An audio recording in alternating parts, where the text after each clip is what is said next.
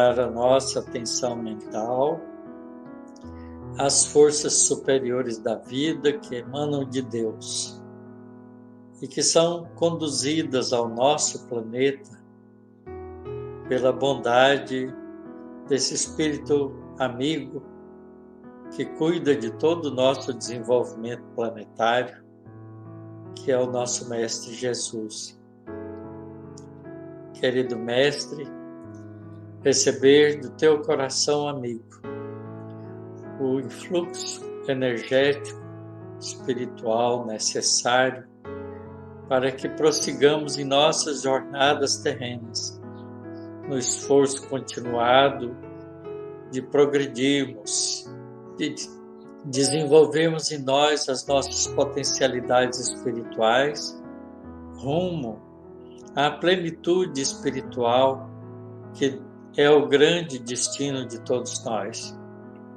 Aproveitar desses momentos para refletirmos juntos sobre a importância do conhecimento, do estudo da doutrina espírita, que nos ajuda a mudar de posição na vida cotidiana, fazendo com que nós entendamos que a maior importância de nossa vida material é transformá-la em recursos de aquisição espiritual, porque os valores do Espírito são permanentes.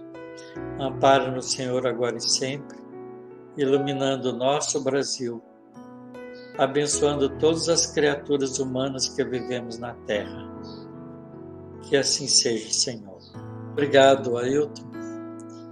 Queridos amigos,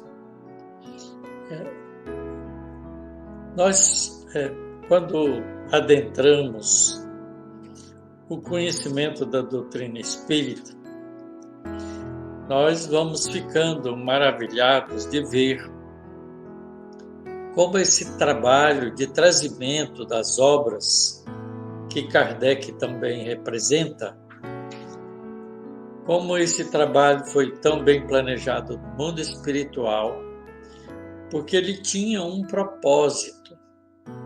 E esse propósito é abrir para toda a humanidade as portas do conhecimento espiritual para sempre.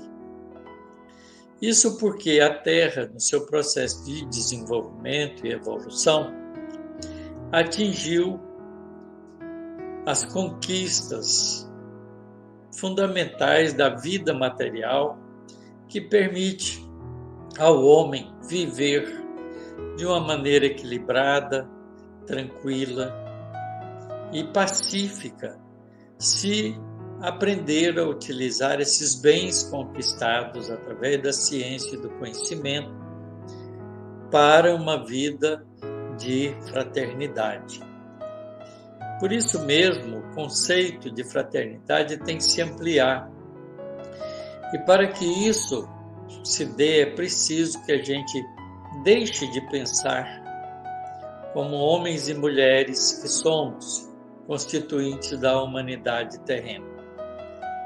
Para que nós possamos pensar diferente, temos que nos descobrir espíritos, vestidos temporariamente, com um corpo de carne e osso, masculino ou feminino, na conquista dos bens imortais que pertencem à alma. Então é preciso que nós consigamos acordar em nós a nossa compreensão da realidade espiritual. E em face disso, estando maduro para isso, o mundo espiritual, sob o comando de Jesus, organiza então aquilo que já estava planejado previamente, que é o trazimento das verdades espirituais pela voz do Espírito de verdade, do Consolador prometido, que Jesus anuncia antes da sua crucificação. Então nós vamos encontrar nas obras da doutrina espírita esse trabalho realizado pelo mundo espiritual, com a participação, obviamente, dos encarnados que foram missionários dessa tarefa, em especial de Allan Kardec, para que esse conhecimento então viesse à tona, tivesse ao alcance de todas as criaturas, a fim de que nós pudéssemos então fazer essa mudança significativa em nós, deixarmos de ser homens e mulheres simplesmente para sermos espíritos reencarnados como homens e mulheres transitoriamente no processo reencarnatório em busca da plenitude espiritual, porque somos espíritos imortais. Enquanto a nossa vida terrena tem começo, meio e fim, a vida do espírito vai sempre, para sempre, porque somos imortais. Nós gostamos de usar dois termos para explicar isso. Não é porque são termos que a própria filosofia utiliza. Deus é eterno. A palavra eterno significa que não teve nem começo e nem terá fim. E nós somos imortais, o que significa que nós tivemos começo, mas nunca teremos fim. Ou seja, uma vez que o espírito é criado, ele é imortal, porque ele é criado pela eternidade de Deus. Nós somos herdeiros de Deus, somos filhos de Deus, somos a imagem e semelhança de Deus naquilo que mais caracteriza o Criador, que é ser a inteligência suprema do universo. E nós somos as inteligências criadas por Ele, para que participemos da sua criação, que não para nunca. Deus não criou o universo, Deus cria, continua criando. O universo está em formação e continua em formação e continuará sempre, porque Deus trabalha sempre, como ensina Jesus. Então, para começar, nós vamos falar um pouco da primeira publicação desse trabalho maravilhoso que Kardec faz, que é justamente o Livro dos Espíritos. O Livro dos Espíritos foi publicado no dia 18 de abril de 1857, e quando ele saiu, ele não estava ainda de todo completo. A primeira edição do Livro dos Espíritos contém um pouco mais de 500 perguntas e respostas dadas pelos Espíritos e comentários de Kardec. Kardec, então, publica o livro e começa a trabalhar na sua reformulação desde então, trabalhando na construção da doutrina espírita, porque antes da publicação do Livro dos Espíritos não havia nenhum espírita. Não é? Kardec começa com a fenomenologia mediúnica das mesas girantes e esbarrando na causa que produzia aqueles fenômenos, que são os espíritos, a alma dos homens que viveram na Terra.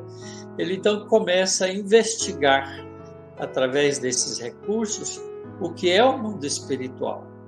Para que os espíritos estavam produzindo aquela fenomenologia toda. E aí, atrás disso, vem toda uma estrutura de conhecimento de um mundo novo, antigo, mas novo para nós, em termos de conhecimento nosso, que é a revelação do mundo espiritual. Então, através de perguntas e respostas, Kardec vai montando uma estrutura de conhecimento filosófico sobre a vida espiritual. E ele, então, termina publicando o Livro dos Espíritos dessa maneira.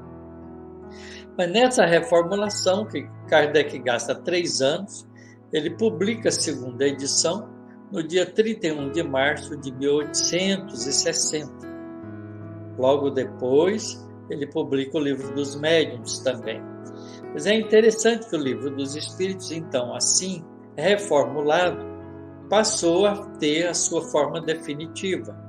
E é a que todos nós temos em mãos, publicado pela Federação Espírita Brasileira e por outras editoras, que também depois fizeram a mesma coisa. Então, o Livro dos Espíritos é um livro hoje que está constituído de 4 partes. A primeira parte do Livro dos Espíritos, não é chamado de das causas primárias e está constituído de 4 capítulos. Um capítulo que fala sobre Deus, um capítulo que fala sobre dos elementos gerais do universo, um capítulo que fala da criação e um capítulo que fala do princípio vital. Esses 4 capítulos constituem, então, essa primeira parte do Livro dos Espíritos, chamado das causas primárias, que ele tem como foco, como objetivo, falar sobre o começo, sobre as causas iniciais de tudo, como começou, né? Fala sobre Deus por isso mesmo, dos elementos gerais que constituem o nosso universo, espírito, matéria, espaço universal, e depois fala da criação dos seres vivos. Enfim, depois mostrando que há em nós, nos seres vivos, né, uma diferença material do ponto de vista da nossa estrutura biológica, por isso somos seres orgânicos, mas existe também na natureza os seres inorgânicos, que não têm vida. Então, os seres orgânicos se distinguem dos inorgânicos pela apresentação do processo da vida. E aí Kardec fala sobre a vida, a morte, inteligência e instinto. Então isso constitui a primeira parte do Livro dos Espíritos. Curiosamente, nessa primeira parte, a primeira pergunta que Kardec faz é exatamente sobre o começo, que é Deus. E essa pergunta feita por Kardec, ela se diferencia de todos os outros perguntadores de antes, porque Kardec não pergunta quem é Deus. A palavra quem significa que a gente está se dirigindo a uma dada pessoa. Então, quando a gente pergunta quem é Deus, a gente está perguntando que pessoa é Deus. Então, nós já estamos formulando para Deus uma imagem, a imagem de uma pessoa. Então, ao invés disso, Kardec muda a ponto de vista filosófico e pergunta: que é Deus? Que coisa é? Para que os espíritos, então, se sentindo absolutamente livres, possam dar uma resposta sem imagem.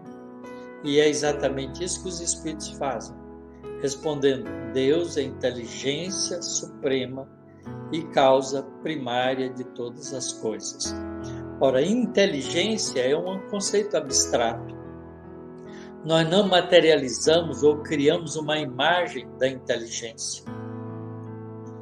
Nós sabemos que a inteligência é um atributo do ser humano, dos seres vivos, especialmente do ser humano, que mostra uma capacidade interior de pensar, de elaborar, de mentalizar, de projetar problemas, de buscar soluções de uma forma intencional, portanto, inteligentemente. Então, é essa inteligência que representa na sua capacidade absoluta, máxima, a ideia de Deus. Deus é a inteligência suprema. Ora, isso também nos leva a pensar que a inteligência não tem, portanto, uma imagem, e também que inteligência suprema não comete erros.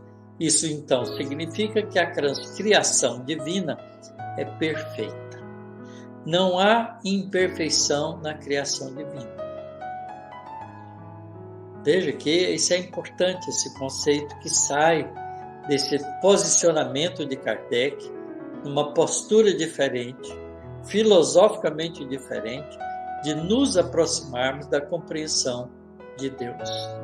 Então, veja como é importante o trabalho dos espíritos na constituição desse livro, que ele já começa nos concitando a pensar diferente de tudo aquilo que temos pensado até então. Então, as ideias religiosas que fazíamos em torno do conceito de Deus, dentro da doutrina espírita, muda completamente de ponto de vista. E essa mudança é significativa para que nós possamos nos compreender espíritos imortais. Portanto, essa primeira parte da doutrina espírita é de fundamental importância e precisa ser estudada com cuidado, cautelosamente, sem pressa, em todas as casas espíritas. Mais ainda, por todos aqueles que se dispõem a conhecer a doutrina espírita. Comece pelo começo. Comece pelo Livro dos Espíritos. Não pense que o livro é difícil. Nada é difícil, mas nada é feito sem esforço. Tudo é necessário. Quando a gente chega num lugar qualquer, que tem uma colina, se a gente olhar para o topo da colina, de baixo, nos parece muito difícil chegar lá em cima. Mas se ao invés de fazer isso, a gente dá uma pequena olhada e olha de novo para nós mesmos, para os nossos pés, para a nossa frente, nós podemos subir essa coluna lentamente, passo a passo, vencendo as primeiras dificuldades que surgem até chegar no topo. Porque é sempre possível, basta que queiramos. Portanto, estudar é a mesma coisa. Conhecer um conceito novo exige de nós o mesmo esforço. É uma caminhada, uma subida que nós devemos fazer para e passo. Então, depois que o Livro dos Espíritos trata dessas causas primárias, ele passa então para a segunda parte. E a segunda parte tem um título diferente: do mundo espírita ou mundo dos espíritos. Essa segunda parte é muito interessante, porque Kardec vai juntar nesse segundo livro, na segunda parte do Livro dos Espíritos, todas as perguntas, todas as informações dadas pelos Espíritos pertinentes à realidade do mundo dos Espíritos, da constituição do mundo dos Espíritos, da interação do mundo dos Espíritos com o mundo corporal e das consequências da vida no mundo corporal em relação ao mundo dos Espíritos. Portanto, ele é abrangente, porque aborda todos os aspectos que nos importa como seres espirituais. Não importa se estamos no corpo físico ou não. O Livro dos Espíritos não é só estudado no mundo físico pelos homens, é também estudado no mundo espiritual. Portanto, é importante que a gente entenda que esse livro tem um alcance muito maior do que aquele que a gente imagina. Então, nessa segunda parte, o Livro dos Espíritos está constituído de 11 capítulos. O primeiro capítulo fala sobre os espíritos, o segundo capítulo fala da encarnação dos espíritos, o terceiro da volta do espírito extinta a vida corpórea à vida espiritual, portanto, sobre a morte.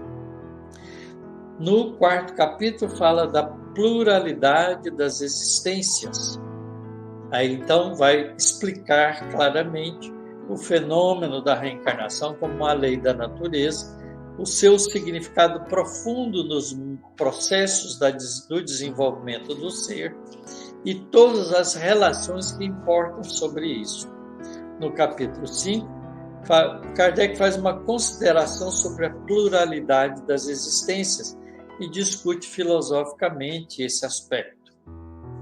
No capítulo 6, começa a falar da vida espírita, da vida dos espíritos no mundo espiritual. Então, esse capítulo também é muito importante, porque é preciso que a gente conheça e saiba o que vai acontecer conosco depois de deixarmos o corpo físico pela morte dele. Capítulo 7, da volta do espírito à vida corporal.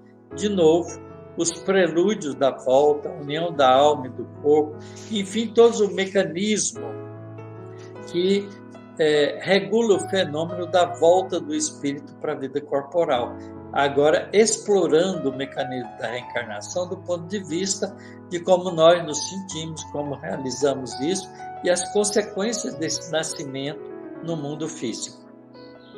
No capítulo 8, ele fala da emancipação da alma, isto é, mesmo estando no corpo físico, o espírito pode parcialmente se libertar do corpo para vivenciar também o mundo espiritual. Então fala do sono, dos sonhos, das visitas espíritas entre pessoas vivas, e do sonambulismo e de toda a fenomenologia que permite a comunicação com o mundo espiritual. No capítulo 9, ele fala então da interação dos espíritos com o mundo físico, da intervenção dos espíritos no mundo corporal. E aí esse capítulo é muito importante porque nós vamos descobrir que nós não, apesar de encarnados, apesar de muitas vezes não estar atentos para a realidade espiritual, nós estamos em pleno contato com o mundo espiritual através da interação espírito a espírito. Porque os espíritos que vivem no mundo espiritual têm como possibilidade interagir conosco, estando no corpo físico, mesmo que a gente não se aperceba disso. E, finalmente, o capítulo 10 e o capítulo 11, que falam das ocupações e missões dos espíritos e dos 3 reinos que caracterizam o mundo físico: as plantas, o homem e a sua relação plantas, animais e homem. Nesse capítulo 11 está inserido perguntas muito importantes sobre a evolução, sobre a teoria da evolução que os homens desenvolveram através de Laplace e Darwin e que nós hoje conhecemos muito bem através de toda a genética, todos os processos importantes da relação que existe entre os seres vivos. Então, essa segunda parte é de fundamental importância para que nós tenhamos não só as informações, mas a consciência da realidade espiritual, né, para que a gente possa, então, desenvolvê-la dentro de nós com segurança e com convicção. E aí, então, entramos na terceira parte do Livro dos Espíritos, que fala sobre as leis morais. Das leis morais é um dos livros de fundamental importância, porque a gente vai ver, através dessa parte, como as leis da natureza se manifestam, porque são leis divinas. Kardec discute o que é uma lei divina, o que é uma lei natural, o que é uma lei humana, para que a gente possa compreender que as leis da natureza, que são leis divinas, são leis imutáveis, porque a inteligência suprema não comete erros. Portanto, as leis são precisas e não tem nenhuma exceção, porque elas funcionam sempre. De modo que compreender essas leis para fazer da mesma maneira que fazemos com a ciência, quando a gente conhece as leis da gravidade, as leis do eletromagnetismo, as leis da física quântica, as leis da mecânica ondulatória, enfim, todas as leis da natureza que regulam os fenômenos físicos, nós podemos tirar partido desse conhecimento e nos beneficiar dele fazendo facilidades da vida. É assim que a gente tem o ventilador, o ar-condicionado, a gente tem a televisão, a gente tem esse mecanismo de comunicação que nós estamos utilizando hoje através da internet, os nossos computadores, celulares, etc. Todas as facilidades da vida, o carro, o automóvel, as casas que são bem construídas, porque conhecemos as leis estruturais da matéria. Enfim, conhecer as leis permite a gente usá-las em nosso benefício. Então, o conhecimento das leis morais também nos ajuda nesse sentido, porque conhecendo-as, nós podemos então utilizá-las de maneira conveniente para o nosso progresso e a nossa felicidade. Então, aqui, Kardec vai alinhar essas leis e vai começar com uma discussão da lei divina ou natural, para depois passar às diferentes leis que ele categoriza em 10. Da lei de adoração, da lei do trabalho, da lei de reprodução, da lei de conservação, da lei de destruição, da lei de sociedade, da lei do progresso, da lei de igualdade, da lei de liberdade, da lei de justiça, amor e caridade. E depois ele fala, finalmente, da perfeição moral. E aí termina essa terceira parte do Livro dos Espíritos, que é de fundamental importância para que nós tenhamos novos conhecimentos que possam regular a nossa vida social.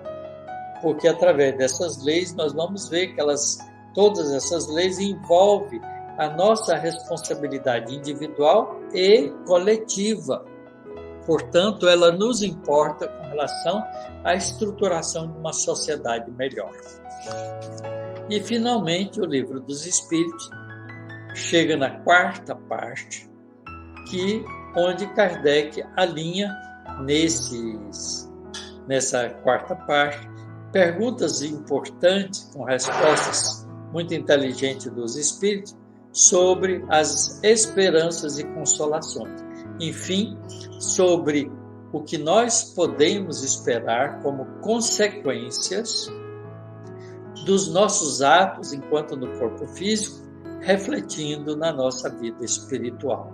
Então ele fala das penas e gozos terrenos, e depois, no capítulo 1, e das penas e gozos futuros, no capítulo 2. Das penas, essa quarta parte, das esperanças e consolações, só temos 2 capítulos no livro, mas são de fundamental importância, porque ele vai tratar da felicidade e infelicidade relativas, da perda dos entes queridos, das decepções, ingratidão, afeições destruídas, uniões antipáticas, temor da morte, desgosto da vida e suicídio. Isso no 1º capítulo das penas e gozos terrenos. E no 2º capítulo das penas e gozos futuros, sobre a vida futura, o significado filosófico do nada, intuição das penas e gozos futuros, intervenção de Deus nas penas e recompensas, naturezas das penas e gozos futuros, penas temporais, expiação e arrependimento, duração das penas futuras, ressurreição da carne, paraíso, inferno e purgatório.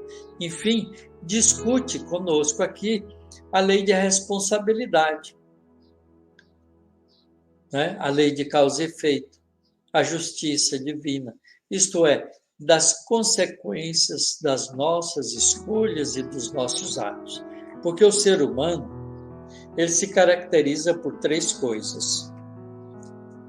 Ele se caracteriza pelo que ele pensa, pelo que ele sente e pelo que ele faz. O que ele pensa, sente e faz determina o seu modo de viver. E, em função disso, ele pode esperar resultados do que ele pensa, do que ele sente, do que ele faz. Porque tudo que ele faz, o ser humano, faz de acordo com o que pensa e sente. Portanto, as nossas escolhas refletem no meio onde nós vivemos. E refletindo no meio em que nós vivemos, qual é a responsabilidade que temos em relação a isso. Então, esse capítulo trata muito bem disso e nos deixa confortável em dirigir melhor o que nós pensamos, sentimos e fazemos em função do conhecimento das leis morais.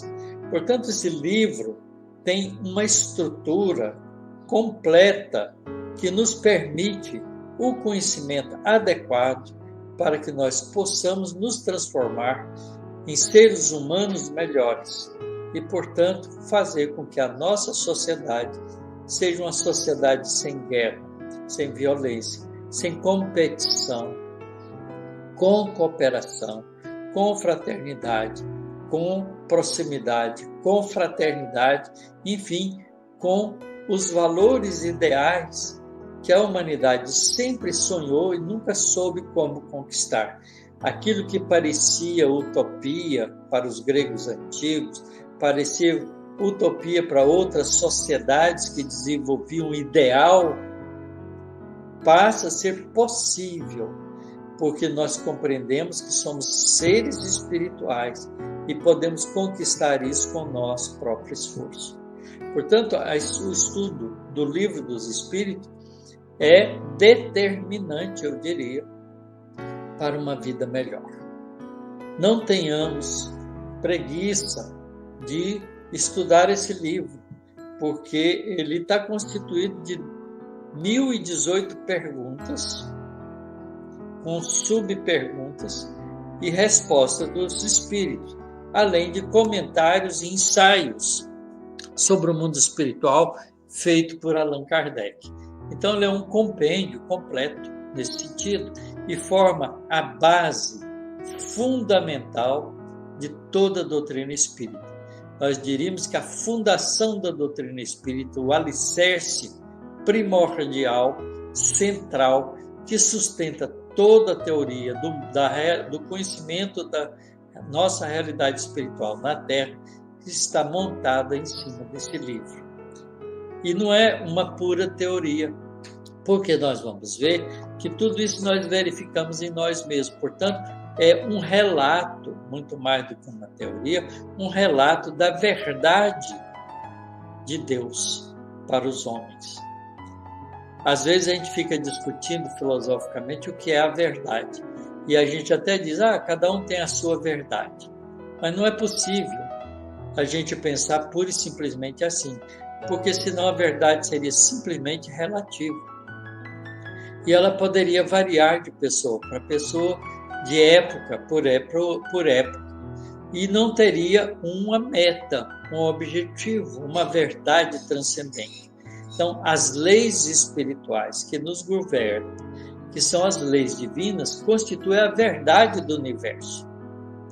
Do mesmo jeito que as leis físicas que regulam os fenômenos físicos são a verdade do mundo físico. Quando duas cargas se encontram, se elas têm cargas de sinais iguais, elas se repelem. Quando elas têm cargas diferentes, uma é positiva, outra é negativa, elas se atraem. Isso é uma lei da natureza que vale em todo o universo. É uma verdade da natureza. Os corpos se atraem na razão das massas e proporcional ao inverso do quadrado da distância que as separa, como sendo a lei da gravidade. Isso vale para todos os pontos do nosso universo. É uma verdade da natureza. Portanto, há verdades espirituais também. E essas verdades espirituais estão constituídas nas leis morais do Livro dos Espíritos, porque faz parte da criação divina. E ao entendermos isso, nós podemos então nos beneficiar dessas verdades, que vai sendo nossa verdade também, apesar de relativa ao nosso nível de desenvolvimento, mas ela vai se aproximando cada vez mais da compreensão mais absoluta da verdade, que é promulgada pelas leis espirituais que nos governam. E vamos descobrir uma coisa fantástica, que ser feliz não é ter as coisas, ser feliz é estar em harmonia com as leis espirituais que nos governam. Porque estando em harmonia com as leis espirituais, como essas leis são perfeitas, elas só nos trazem consequências boas. Nos trazendo consequências boas, não há motivo para que não nos sintamos felizes. Então, a felicidade está em conhecer essas leis e entrar em harmonia com elas. Então, é isso o conteúdo da doutrina espírita, o conteúdo do Livro dos Espíritos, que nos traz esse entendimento maior. E para que a gente possa dar alguns exemplos, nós vamos abrir o Livro dos Espíritos ao acaso. Eu tenho o livro aqui em mãos. Vou abri-lo ao acaso e pegar qualquer pergunta. Por exemplo, pergunta 330 do capítulo 7 da volta do espírito à vida corporal, portanto, da segunda parte do Livro dos Espíritos. Pergunta 330. Sabem os espíritos em que época reencarnarão? Isto é, quando nós estivermos no mundo espiritual, porque o nosso corpo já morreu, e a gente estiver vivendo no mundo espiritual, lá saberemos em que época deveremos reencarnar? Os espíritos respondem: pressentem-na, como sucede ao cego que se aproxima do fogo. Quer dizer, o cego, quando se aproxima do fogo, sente o calor. Então, o espírito pressente, não é, a sua necessidade de voltar à vida corporal.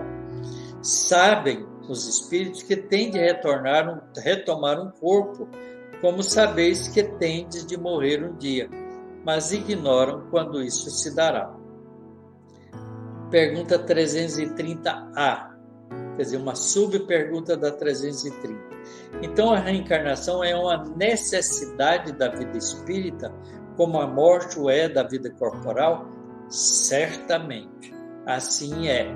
E aí a gente volta lá em Jesus, e lembra que Jesus disse para Nicodemos: não te admire que eu te diga que é necessário nascer de novo, senão não podeis entrar no reino dos céus.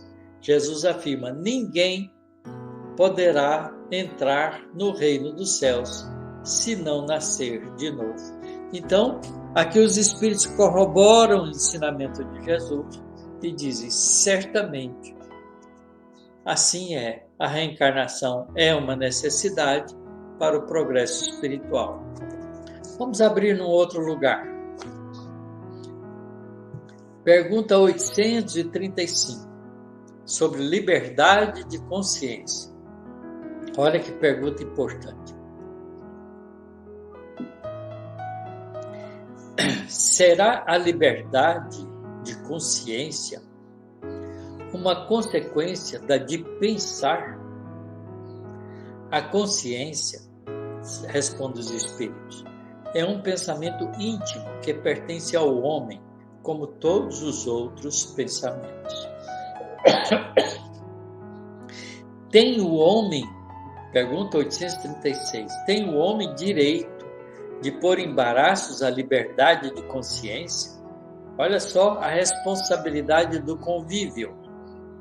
Tem o homem direito de pôr embaraços à liberdade de consciência? Falece-lhe tanto esse direito quanto com referência à liberdade de pensar. Por isso que só a Deus cabe o de julgar a consciência. Assim como os homens, pelas suas leis, regulam as relações de homem para homem, Deus, pelas leis da natureza, regula as relações entre ele e o homem. Olha que lindo. Então, o conhecimento das leis divinas, leis da natureza, permite a gente compreender a nossa relação entre cada um de nós uns com os outros, e cada um de nós com Deus. E ninguém pode pôr impedimento à liberdade de pensar, porque é o mesmo que impor,